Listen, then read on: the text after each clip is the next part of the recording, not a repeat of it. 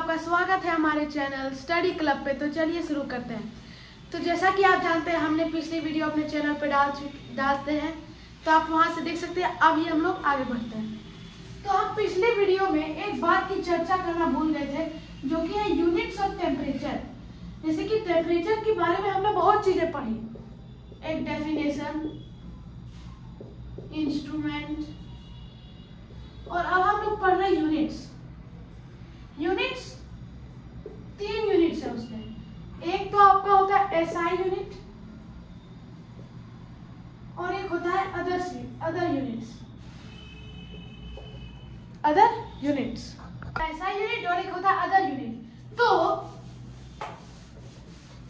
इसका SI unit है kelvin, और अदर यूनिट्स में आपका 2 यूनिट और आता है, जिसका नाम है एक सेल्सियस, जिसका साइन ये है, और एक है फ़ारेनहाइट, जिसे हम लोग इस सिंबल से दिखाते हैं। अब आपने दोनों साइन ये दोनों, अब ज्यादातर ये दोनों फेमस है। ज्यादातर कौन फेमस है? सेल्सियस और फ़ारेनहाइट। और आप भी अगर यूनिट्स ऑफ टेम्परेचर जानते होंगे तो आपको भी ज्यादातर यही दोनों याद रहता होगा, सेल्सियस और फ़ारेनहाइट। ये केल्विन को तब भी ऐसा यूनिट बना दिया गया। अब देखिए क्यों। अब जैसे कि आपका घर में बहुत सारे भाई बहन होते ही होंगे, जिनके घर में नहीं होते होंगे वो बदनसीब है, लेकिन कुछ सारे के घर में रहते ही हैं। ममेरे, चचेरे, फुफेरे, अपने, और भी बहुत सारे भाई बहन तो अपने ही होते हैं, बस नाम का ममेरा फुफेरा लगा दिया जाता है। अब इधर देखिए, अब वैसे ही ये तीनों भी क्या था? भाई था, जिसमें से ये दोनों बड़ा भाई था, ये छोटा भाई था। अब जैसा कि आप खुद जानते होंगे कि आप अगर घर के बड़े भाई होंगे तो आपको पता होगा कि बड़े भाई के ऊपर जिम्मेदारी रहती है, रिस्पॉन्सिबिलिटी रहती है, तो उसे काम करना पड़ता है। लेकिन तब भी सबसे ज्यादा दुलार प्यार किसको मिलता है? छोटे वाले को। सबसे ज्यादा दुलार प्यार किसको मिलता है? छोटे वाले को मिलता है। वैसे ही यही दोनों ज्यादा काम करता है, तो यही दोनों फेमस है। लेकिन सबसे ज्यादा दुलार प्यार किसको मिलता है? केल्विन को। इसीलिए उसको क्या बना दिया गया? एसआई यूनिट बना दिया गया। तो आपको ये टेम्परेचर के 3 यूनिट है, केल्विन, सेल्सियस और फ़ारेनहाइट। केल्विन के पीछे जैसे कि सेल्सियस के साइन में हमने देखा डिग्री सेल्सियस लगाते हैं, फ़ारेनहाइट के साइन में देखा डिग्री एफ लगाते हैं, लेकिन केल्विन में डिग्री केल्विन नहीं लगाते हैं, डिग्री के नहीं लगाते, सिर्फ के। इसका साइन क्या है? सिर्फ के। ये था यूनिट्स ऑफ टेम्परेचर। अब तीनों के बारे में हल्का डीप में समझते हैं। तीनों के बारे में हल्का डीप में समझते हैं। पहला है सेल्सियस स्केल। सेल्सियस स्केल, जिसे हम लोग सेंटीग्रेड स्केल भी कहते हैं, सेंटीग्रेड स्केल। अब इसमें देखिए, आपको ज्यादा पॉइंट याद रखना नहीं है। कोई बोलेगा सेल्सियस स्केल के बारे में बताओ, तो आपको क्या लिखना है? इसका फाउंडर आपको पता है कौन है? Anders Celsius. इसका फाउंडर का नाम है। इसको एक स्वीडिश मतलब स्वीडन एक देश है, उसमें जो रहता है उसको स्वीडिश बोलते हैं। इंडिया में जो लोग रहता है उसको इंडियन बोलते हैं। इंग्लैंड में जो रहता है उसको इंग्लिश बोलते हैं, और स्वीडन में जो रहता है उसको स्वीडिश बोलते हैं। तो वही एक स्वीडन में रहने वाला यानी कि स्वीडिश साइंटिस्ट था। कौन? Anders Celsius. और एंडर्स सेल्सियस क्या किया था? सेल्सियस स्केल या फिर सेंटीग्रेड स्केल का खोज किया था। अब हमने अभी 3 यूनिट देखा, सेल्सियस, फ़ारेनहाइट और केल्विन। तीनों का स्केल होता है। जैसे कि सेल्सियस देखा, सेल्सियस स्केल। अब हर स्केल का अपना अपना बॉइलिंग पॉइंट और आइस पॉइंट होता है। तो इसमें आइस पॉइंट क्या है? आइस पॉइंट ऐसा पॉइंट जिस पर पानी बर्फ में बदल जाता है, पानी जम जाता है। तो इसमें आइस पॉइंट है 0 डिग्री सेल्सियस, और स्टीम पॉइंट है। स्टीम पॉइंट और बॉइलिंग पॉइंट सेम होता है। स्टीम पॉइंट है 100 डिग्री सेल्सियस। ये रहा, ये दोनों पॉइंट, ये 3 पॉइंट हो गया, founder, ice point, steam point. अब तीसरा, अब इसके आइस पॉइंट और के बीच में 100 डिवीजन है। कितना डिवीजन? 100 division, 100 equal division. जैसे कि ये थर्मोमीटर है, थर्मोमीटर है, जैसे कि आप अपना स्केल पर देखते होंगे तो एक तरफ रहता है सेंटीमीटर में लिखा हुआ, एक तरफ रहता है इंच में लिखा हुआ। वैसे ही थर्मोमीटर में भी होता है, एक तरफ रहता है सेल्सियस स्केल, एक तरफ रहता है फ़ारेनहाइट स्केल। समझ में आया? तो सेल्सियस स्केल में जैसे कि ये है थर्मोमीटर, कुछ ऐसे करके थर्मोमीटर है। अब इसमें ये है, मान लीजिए यहाँ पर ये है आपका आइस पॉइंट 0 डिग्री सेल्सियस और ये है बॉइलिंग पॉइंट 100 डिग्री सेल्सियस। तो अब इसको बोल रहा है कि इस दोनों के बीच में जो इतना गैप है ना, इतना, इसको 100 इक्वल डिवीजन में बांटा गया है। कितना इक्वल डिवीजन में? 100 इक्वल डिवीजन में। ऐसे ही करके हम तो बहुत कम ही डिवीजन दिए हैं। असली थर्मोमीटर में आप जब देखिएगा ना तो बहुत सारा 100 डिवीजन रहता है। कितना डिवीजन? 100 डिवीजन। तो इस सेल्सियस स्केल में कितना इक्वल डिवीजन होता है? 100 इक्वल डिवीजन होता है। बस आपको इतना ही याद रखना है, आपको इतना ही याद रखना है। 3-4 पॉइंट, फाउंडर, एंडर सेल्सियस, फिर आपका ice point 0 degree Celsius, steam point कितना 100 डिग्री सेल्सियस और 100 इक्वल डिवीजन। अब आ जाइए फ़ारेनहाइट स्केल पर। अगला है फ़ारेनहाइट स्केल। फ़ारेनहाइट स्केल, इसका फाउंडर कौन है? देखिए फाउंडर, इसका फाउंडर देखिए गैब्रियल डैनियल फ़ारेनहाइट। इसका नाम बहुत बड़ा है, गैब्रियल डैनियल फ़ारेनहाइट।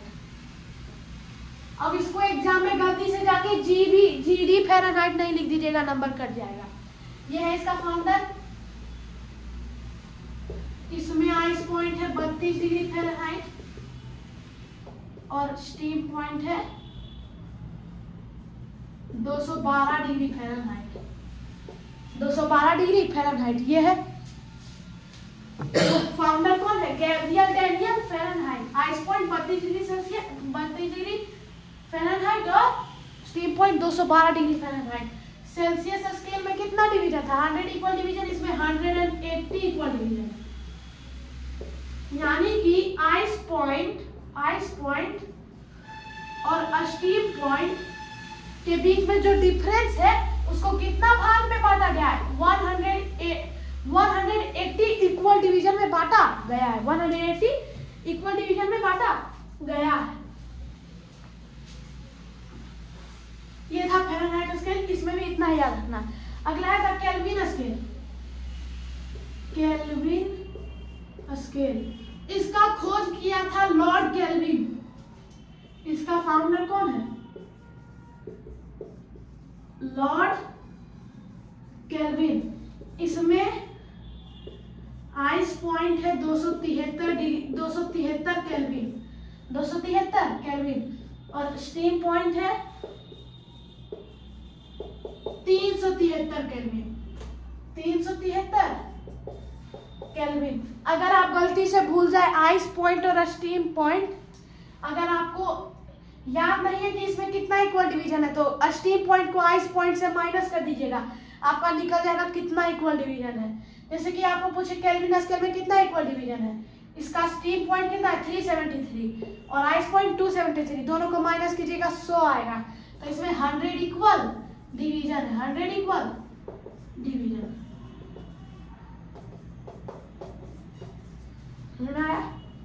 इसमें भी यही 4 पॉइंट है, founder Lord kelvin, ice point 273 kelvin और स्टीम पॉइंट 373 केल्विन और 100 इक्वल डिवीजन। अब देखिए तीनों के बीच में रिलेशन समझ लीजिए। C/5 is equal to F minus 32/9. C/5 is equal to what? F minus 32/9। बस यही एक फॉर्मूला है। ये था सेल्सियस से फ़ारेनहाइट में। अब आपको दो ही रिलेशन याद रखना है, एक तो ये और एक ये। C बराबर 273 C बराबर कितना होता है 273 प्लस केल्विन, 273 प्लस इतना केल्विन, 273 प्लस आपका जो भी सेल्सियस है उतना आपका निकल जाएगा। जैसे कि आपको बोला कि 20 डिग्री सेल्सियस को केल्विन में बदलो, तो उसमें 273 प्लस कर देंगे। कितना प्लस कर देंगे 273, तो कितना आएगा 293 केल्विन। समझ में आया? अब वही आपको बोले कि इसमें कि 20 डिग्री है, 20 डिग्री इसको तुम बदलो फ़ारेनहाइट में। किसमें बदलो? फ़ारेनहाइट में। तो सेल्सियस दिया हुआ है कितना 20 लिखेंगे F माइनस 32/9। अब ये 5 4 जा 20, 9 नीचे में ऊपर में आएगा 36 बराबर F माइनस 32 माइनस में इधर आएगा प्लस में 36 प्लस 32 इक्वल टू आपका 68। तो ये आ जाएगा आपका 68 फ़ारेनहाइट। ये रहा, ये था सेल्सियस स्केल और फ़ारेनहाइट स्केल। अब आप पर इसमें इस चैप्टर में एक ही न्यूमेरिकल है, एक है केल्विन, एक है बदलने वाला सेल्सियस से फ़ारेनहाइट और सेल्सियस से केल्विन। अब देखिए हीट का कुछ इफेक्ट्स होता है। अब हम लोग पढ़ रहे हैं हीट। अब हीट में कुछ इफेक्ट्स होता है।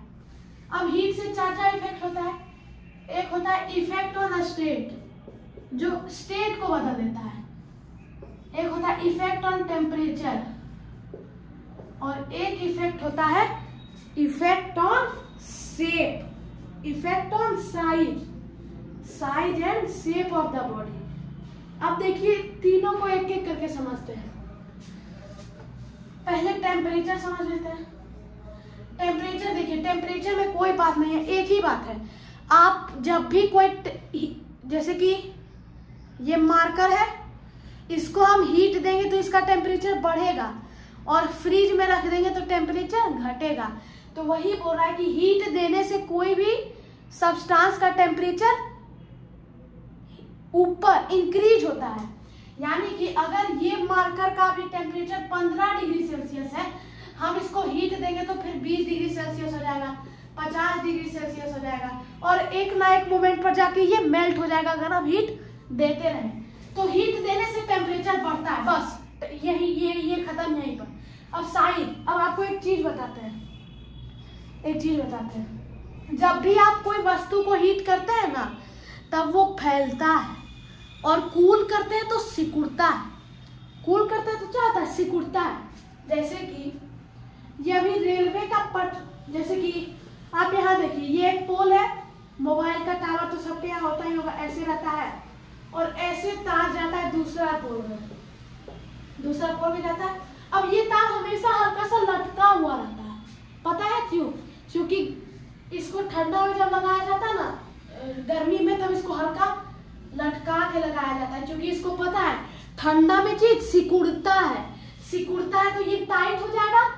अभी ऐसे है तो कल ऐसे हो जाएगा, फिर एक ना एक टाइम पर एकदम सीधा हो जाएगा और एक ना एक टाइम पर टूट जाएगा। अगर इसको डायरेक्ट सीधा दिया जाता है एकदम टाइट ऐसे, तब तो ये टूट जाता है, क्योंकि अगर इसको ऐसे रखेंगे और खींचेंगे तो टूट जाएगा। लेकिन हल्का सा ऐसे लूज रखेंगे फिर खींचेंगे तब तो टाइट होगा, तब ना टूटेगा। वैसे इसमें भी है कि इसको हल्का लूज दिया जाता है ताकि गर्मी में फैले और ठंडा में टाइट हो। वहीं जब ठंडा में तार लगाएगा ना, तब टाइट रखेगा, ठंडा में लगाएगा तो टाइट रखेगा, क्योंकि गर्मी में पता है क्या होता है, चीज फैलता है, तो ये तार फैल के क्या जाएगा, लटक जाएगा। समझ में आया? यही था इफेक्ट ऑन साइज भी खत्म। अब ये आखिरी बचा है स्टेट को एक डायग्राम से समझते हैं। आपको पता है मैटर क्या होता है? Anything that occupies space and has mass is called matter. Matter का 3 स्टेट होता है, सॉलिड, लिक्विड, गैस। अब देखिए, सॉलिड से लिक्विड में बदलना है तो उसको मेल्टिंग कहेंगे, लिक्विड से सॉलिड में बदलना है तो फ्रीजिंग कहेंगे, लिक्विड से गैस में बदलना है तो इवापोरेशन कहेंगे, और गैस से लिक्विड में बदलना है तब कंडेंसिंग कहेंगे। अब सॉलिड से डायरेक्ट गैस में बदलना है तो सब्लिमेशन कहेंगे, और गैस से डायरेक्ट सॉलिड में बदलना है तब डिपोजिशन कहेंगे। ये डायग्राम का आपको जो भी कॉपी में बनाना है बना लीजिए, स्क्रीनशॉट लेना है ले लीजिए अगर डिजिटल जमाना के है तो ये रहा सॉलिड से लिक्विड। जब भी डायग्राम इस तरफ जाता है मतलब हीट दिया जा रहा है, और जब भी डायग्राम इस तरफ आता है मतलब कूल किया जा रहा है। उस तरफ हीट दिया जा रहा है, हीट है, और इस तरफ कूल है, हीट है, कूल है। समझ में आया? तो यहाँ सॉलिड से लिक्विड उस तरफ गया यानी कि हीट है, लिक्विड से गैस उस तरफ गया यानी कि हीट है। अब गैस टू लिक्विड वापस आया, कूल है। लिक्विड से गैस, लिक्विड से सॉलिड इधर आया, कूल है। इधर सॉलिड से डायरेक्ट गैस गया, उधर गया, हीट है। गैस से डायरेक्ट सॉलिड आया, इधर आया, कूल है। समझ में आया? बस यही, स्टेट भी खत्म, स्टेट भी खत्म।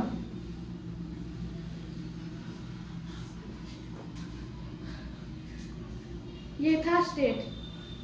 अब देखिए, अब हम आपको पता है लिक्विड से गैस में एक चीज क्या, इवापोरेशन।